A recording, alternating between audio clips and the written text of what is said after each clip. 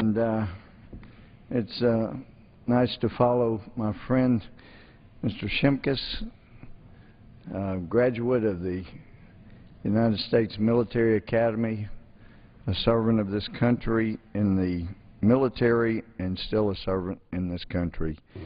It's good to call him friend. Hopefully he calls me friend as well. These are troubling times.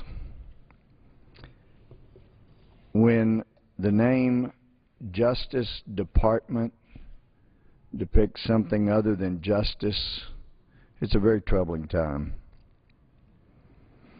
Some of us are extremely familiar with the prosecution, what most would consider the most significant, largest prosecution of terrorism support and funding in United States history, occurred in Federal District Court in Dallas, Texas.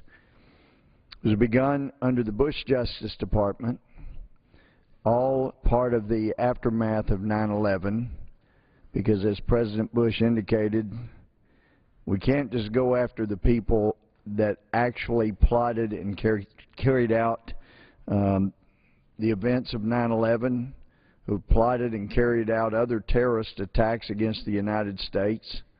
It's not enough.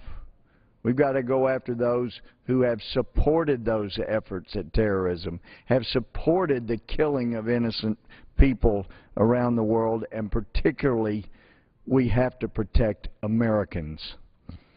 And for those who have supported terrorism and continue to support terrorism, the United States must step forward in order to protect itself. The Justice Department in 2008, November of 2008, I believe, got convictions of the individuals they had prosecuted in the Holy Land Foundation trial. Not only did they get convictions, they got over 100 different counts in which they got convictions. And through that, there were names of co-conspirators who were named and set forward in the pleadings. And evidence was introduced, admitted into evidence at trial, that showed there were groups and individuals in the United States that were supporting terrorism, and there was significant evidence to support that. And in fact, two of those groups, CARE and the Islamic Society of North America, ISNA, had moved that their names be stricken from the pleadings as named co-conspirators in supporting terrorism. And at that time, the acting U.S. Attorney did a very good job, not only in the prosecution, but also in the pleading to the Federal District Court there before Judge Solis. And he established plenty of evidence, so that Judge Solis found there was plenty of evidence to support the co-conspirators continuing to have their names in the pleading. And they were not satisfied with the ruling of the Federal District Court. They appealed to the Fifth Circuit Court of Appeals. The Fifth Circuit Court of Appeals ended up ruling that, yes, there was plenty of evidence to support the fact that CARE, ISNA, and others were supporting terrorism, and so their names would not be stricken from the pleadings. They would be kept in the pleadings as named co-conspirators of terrorism. After that very successful prosecution that was in conformity with President Bush's promise that if you're not with us, you're with them, and those who support terrorism would be made to account, that began the first stage of the prosecution of supporters of terrorism. And those were people and individuals' cases. Those were organizations right here in America that were supporting terrorism, funding terrorism. And yes, they were supporting charities. Yes, they were giving money to good causes. And that acted as a cover for them also funding terrorism. terrorism, funding known terrorist organizations who had actually killed people and destroyed things, committing acts of war. Then the Attorney General became Eric Holder. The President, the Commander-in-Chief, became Barack Hussein Obama. We know it's okay to use the President's full name because he proudly uses it when he goes to Muslim nations. And in fact, the first nations the President went to and apologized for America's arrogance and divisiveness, dismissiveness, were Muslim nations.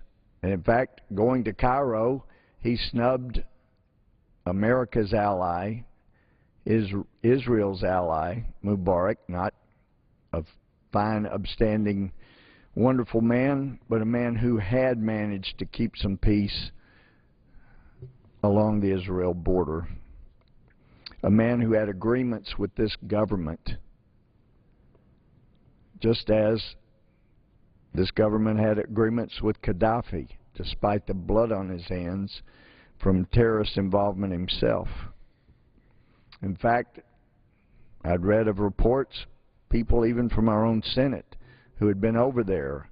One who had tweeted that he had met with Colonel Gaddafi and was an interesting man, had met with him at his ranch, and I understand that Senator now says that tweet didn't come from him.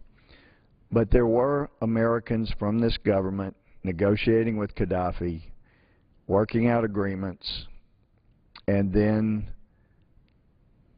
they turned their backs on people with whom they had worked agreements, Mubarak, Gaddafi. Now, I don't think we should have worked agreements with Gaddafi because of the blood on his hands, American blood on his hands, but it had been done, and yet this nation turned its back on allies.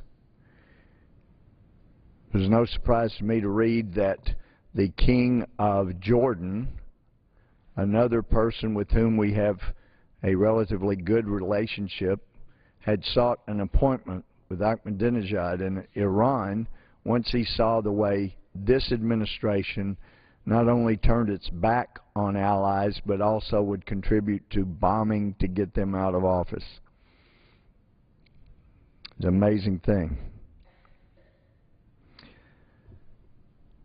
Then, being part of the Judiciary Committee here in Washington, some of us became very troubled that despite all of this substantive evidence, I got a stack of it in my office from that Holy Land Foundation trial, substantiating allegations, at least to the satisfaction of the Fifth Circuit Court of Appeals and the District Court, that CARE and ISNA and others should be named co-conspirators. This Justice Department chose not to prosecute anyone else. And once again, using the old tactic, well, Bush administration didn't prosecute them. They did stage one. They got the initial prosecutions, and if those were successful, they intended to continue looking and pursuing all those who were implicated and could have cases proved, especially where there was substantial evidence, as there was with CARE and ISNA. Well, instead of prosecuting CARE and ISNA, this administration, and there is no question about this, despite the fussing and naysaying of some once proud journalists, of some once proud journalistic television networks, once proud newspapers, despite their failure to do their homework, despite their taking the easy road and simply asking opinions, well, what do you think about these terrible accusations, and getting opinions instead of simply digging and looking at the facts and presenting the facts. They sought opinions on things that people had not even read. They asked opinions about letters that people had not read. They asked opinions about general tenor without actually showing people the tenor of the letters. And unfortunately, some are always willing to respond without having read or reviewed the matter before them being questioned about. But the facts are the facts. On the White House's own website, last time I checked, there are references to ISNA. There are references to ISNA's president, Imam Majid, who, as I understand, has now written a letter wanting condemnation of me and others who simply set out factual recitations to 5 different departments and then asked the question, would you please investigate to see the extent of Muslim Brotherhood influence in this administration, in this department? We know there's Muslim Brotherhood influence. The question is, how much influence is there? When the White House's own website were carrying compliments like spoken by Dennis McDonough, the number 2 person in our National Security Agency, complimenting Imam Majid for the wonderful prayers he had given inside the sanctity of the White House itself for the White House's iftar celebration after Ramadan. Compliments to Imam Majid, the president of the named co-conspirator, for the wonderful introduction he gave the number 2 person in the National Security Agency. And within the FBI itself. And it took until 2009 for the FBI to finally write a letter saying, gee, because of all this evidence that came out about CARE supporting terrorism in the Holy Land Foundation trial in 2008, we have suspended our relationship with them. At one place in the letter, they referred to it as a partner, a partnership. So there's no question there's Muslim Brotherhood influence in this administration. Anybody that says otherwise will likely find that they will end up at the lowest level of Nielsen ratings in their history, or at least in 20 years or so, because they simply are not doing their homework.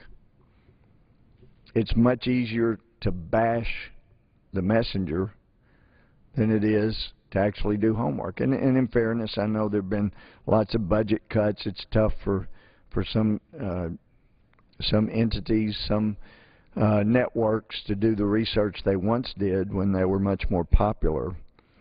But nonetheless, the truth is the truth. Facts are facts.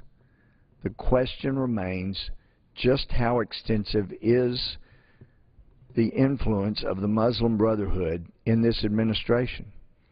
We know that the ACLU and CARE have been demanding documentation of what trainees have been taught in our Justice Department, in other departments, making FOIA, Freedom of Information Act requests, trying to get information on what we are training our undercover agents, if any we have.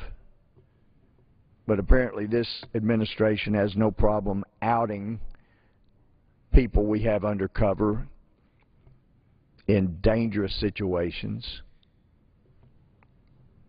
At least somebody with information inside the administration has leaked. Somebody who has information about the very inner workings of this administration has leaked classified information. Remains to be found out who it is. But it's somebody that has access to some of the most important classified inner workings. And yet you've got CARE and the ACLU demanding information about how the information that was used to train these people.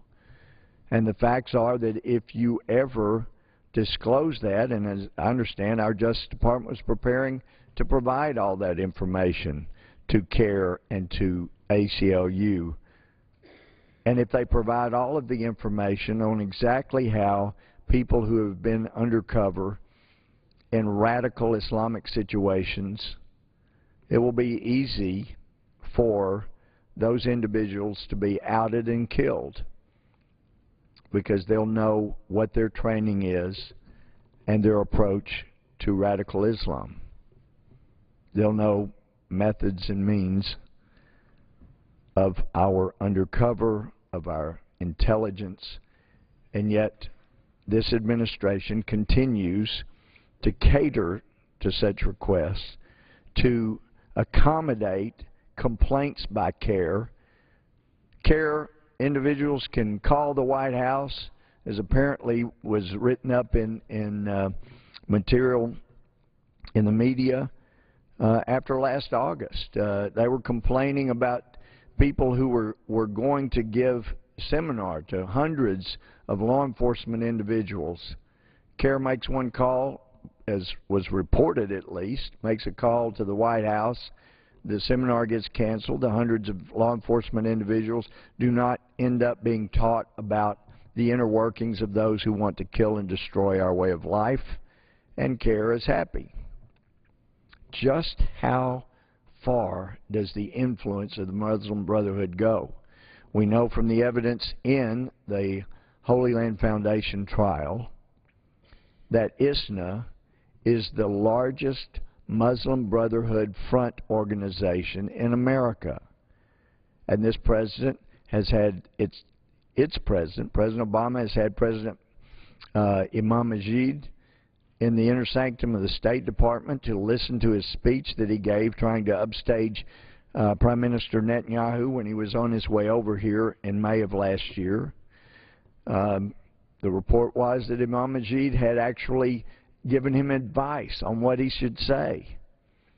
Who knows? Perhaps it was Imam Majid that said, oh yes, Israel has agreed to go back to the 1990 or 1967 boundary lines, so you can include that in your speech. Who knows?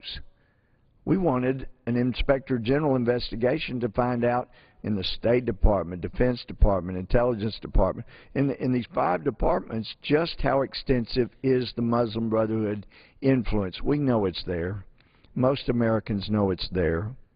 There are some that still drink the Kool-Aid and refuse to acknowledge the facts that have been proven in court. They're facts that actually the prosecutor of the 1993 World Trade Center bombings have pointed out in his article, that's Andrew McCarthy, has pointed out. We proved to New York jurors, wonderful New York jurors, beyond a reasonable doubt, that there was this radical Islamic presence in America, and they did want to take over our country, that there is a civilization jihad. Some want to do it radically with violence. Some want to take over from inside our own governmental and civic organizations and are working toward that goal. There's no question about so many of these things. The question is, how far does the influence go? That's what we need to know. So, we asked the question, and we had Attorney General Holder before our committee last year, and he was asked the question, did you or did politics have any consideration in the refusal to prosecute any of the other named co-conspirators about which the Fifth Circuit said there's plenty of evidence to support their involvement? Was there political involvement in that decision? Well, we didn't know it at the time, but since then, more recently in the last couple of months, we've had the Attorney General testify before our committee that there are political aspects to justice from his standpoint, which flies in the face of everything that any good law school, any legitimate law school has ever taught its law students. Justice is supposed to be blind. That's why the statue that depicts justice, holding the scales of justice, is blinded, is wearing a blindfold, because justice is blind if it's real justice, and if justice is not blind, if we're looking to who it is and politically what the consequences will be, It's not justice. There are no political aspects to justice, or it's not true justice. And I'm afraid that's where we've gotten in this so-called Justice Department. So we had the Attorney General say, oh, no, there was no political involvement. In fact, said to my friend Trent Franks, in fact, the U.S. Attorney handling that, I believe it was quoted in a newspaper, I believe the Dallas News, that he said there was no politics involved in those dismissals because there was just no case there. There was no evidence to support it. Well, I happen to have read that Dallas Morning News report, and I happen to have read the quotes from that acting U.S. Attorney. And yes, he did say that no, it was a local decision, politics weren't involved. But that is not what he said. And he says, no, the evidence wasn't there, which is entirely different since he was not under penalty of potential jail when he spoke to a reporter, but he was under potential penalty of jail if you ever commit a fraud upon a court by not giving all the information or misrepresenting to a judge or tricking a judge by not being truthful. You could be looking at jail time. Lawyers before me knew that. I didn't care about politics, but I cared about truth. I cared about it in the Bush administration, so when we found out there were abuses of the national security letter, I was furious. And I grilled the Bush director of the FBI at that time. I was surprised there weren't more Democrats that were nearly as outraged as I was, because that was so offensive. It was so improper. It was so unjust. I don't care who the president is. Justice is justice. And for our Attorney General to act like, oh, no, there wasn't anything. And then I read the pleadings of that U.S. Attorney where he said there's plenty of evidence to support the name of CARE and ISNA and others being in here. And he convinced the Fifth Circuit of the same thing. So he was either lying to the courts or he was lying to the paper about the evidence. And now, after having had the head of the civil rights of this Justice Department, Mr. Perez, testify that, gee, there was no political aspects in the decision not to pursue the new Black Panther Party for what they did at a polling place in Pennsylvania. And now we have found out this week, Human Events has a great article, Federal Judge Rules, Political Appointees Interfered with Voter Intimidation Case. That's from August 2nd, posted at 2:12 p.m. There's one from the American Spectator about the fact that Thomas Perez, Assistant Attorney General, is one of the most destructive forces against the rule of law in this nation, including the man being the man responsible for the DOJ dropping charges against the new Black Panthers for voter intimidation in Philadelphia during the last presidential election. It goes on to talk about he appeared before the House of Representatives Subcommittee on the Constitution, which is a subcommittee of the Judiciary Committee, and it goes on to say that he questioned Assistant Attorney General Perez over the administration's commitment to First Amendment rights. His questions were prompted by a Daily Caller article from late last year in which Perez was quoted as warmly embracing the proposals of Islamist advocates in a meeting at George Washington University, among them a request for, quote, a legal declaration that U.S. citizens' criticism of Islam constitutes racial discrimination, unquote. Well, we know that one of the 10-year goals of the Muslim Brotherhood is to subvert the U.S. Constitution to Sharia law. And once they convince enough people that it should be a crime to burn a Quran or to criticize Islam, then they can check that box. I believe in the Bible. My eternity is based on belief of the Bible. But I also know under the U.S. Constitution you can burn a Bible. I took a pledge and was willing to lay down my life, my 4 years in the Army, for our flag. But I also understand it's constitutional to burn a flag. And yet we have people in this Injustice Department saying they want to make it a crime to criticize Islam. No wonder they're purging their training materials, eliminating references to Islam. As one intelligence officer of this government told me, we are blinding our ability to see our enemy. And that can and will have dangerous consequences if we don't turn it around. Mr. Speaker, in wrapping up here before we take this August recess that isn't a recess because we'll be in pro forma session, we're willing, most of us Republicans are willing to come back.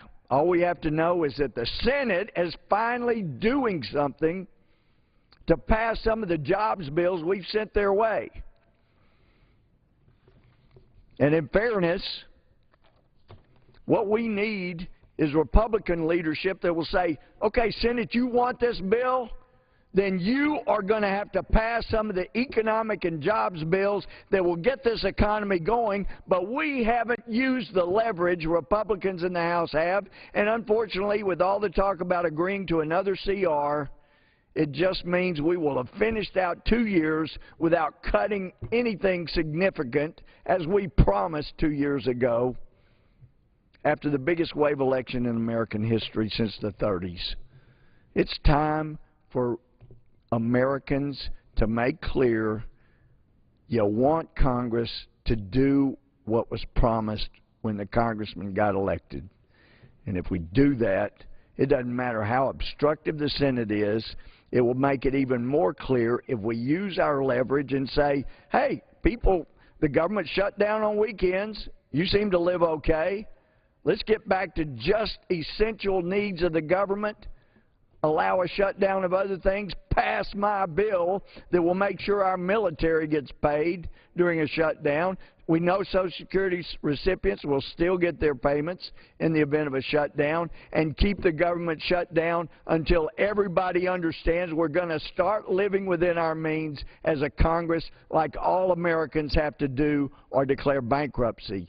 They have to do that. We can't afford to declare bankruptcy. We must get this government under control, and I hope that constituents across the country during this month will make that clear and will replace the senators who are standing in the way of getting this economy going, that will replace the administration who is creating injustice and allowing radical Islamic jihadists to have any influence at all.